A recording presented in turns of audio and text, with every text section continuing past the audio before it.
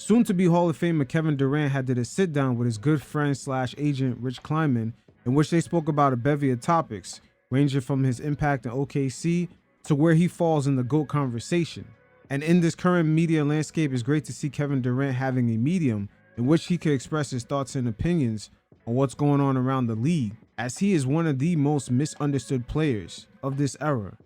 And if you look back across the annals of NBA time, there's been many greats similar to Kevin Durant that have been misunderstood, like Lakers legend Kareem Abdul-Jabbar.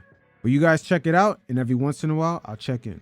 You're a Phoenix Sun, but you were in Oklahoma City for 9 years, and it now is starting to really dawn on me when I see how good they are now. How do you feel when you see them back to being a team? Does it make you think of you guys at all?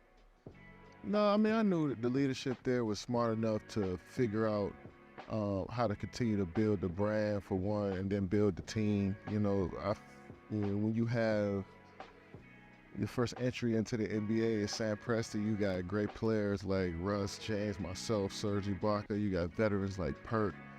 And as a young GM, Sam was 30 when he was a GM. I didn't realize that. I mean, when I got 30 and I was 19 at the time, but he was 30 years old as a GM in the NBA. That's insane. So we all were going through this maturation process and just figuring out what it is to be in the NBA in these positions.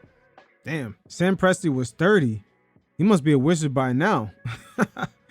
He's putting on a clinic, a fucking masterclass on how to rebuild an organization after losing 3 stars.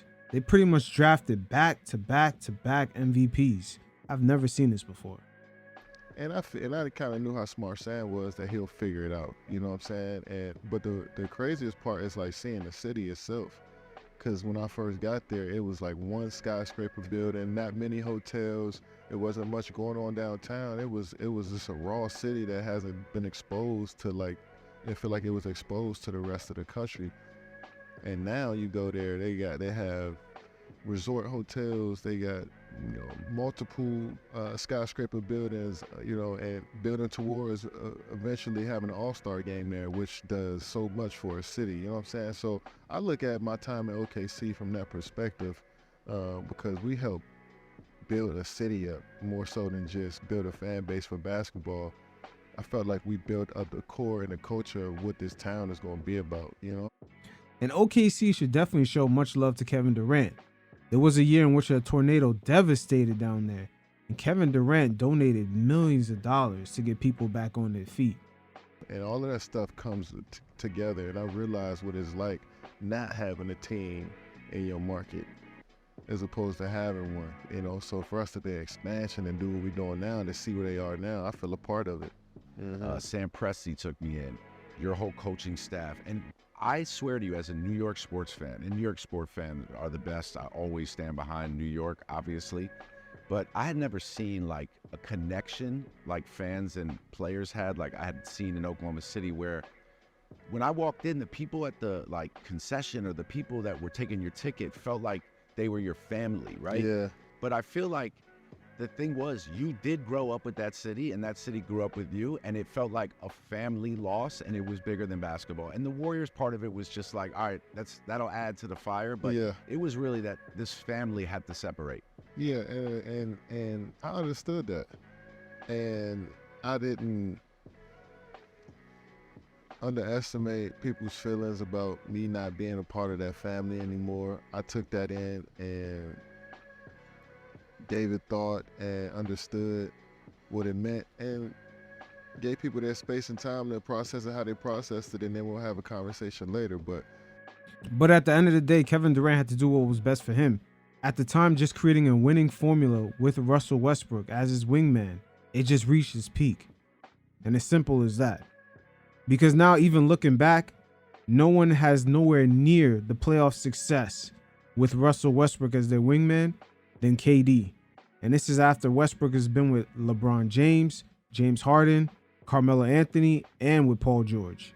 I respected how real those feelings were and how real that family we built were. And I think regardless of me having that jersey on, it's going to still feel that way, because OKC now has done how many years now, 15, 16 years of its existence, they really are into the alumni now. And I can feel that when I go back. I can feel that talking to my former teammates, and that makes me feel proud because like we really started that organization off, and that's a testament to everybody there because they built that family. We all did, but it was encouraged every day that like, yo, this is who we is. This is who we are when we come to Oklahoma City. Only major sports town, sports franchise in the city. Everybody's rallying around us in the whole state. Hell yeah, they had to ingratiate themselves very carefully in Oklahoma City. They had KD walking around with that Bible.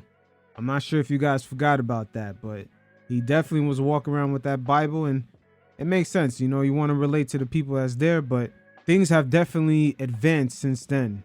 And hopefully in the future, they're able to host an All-Star game in that city. Felt that way. And you know what? It's going to age really well. I think so too.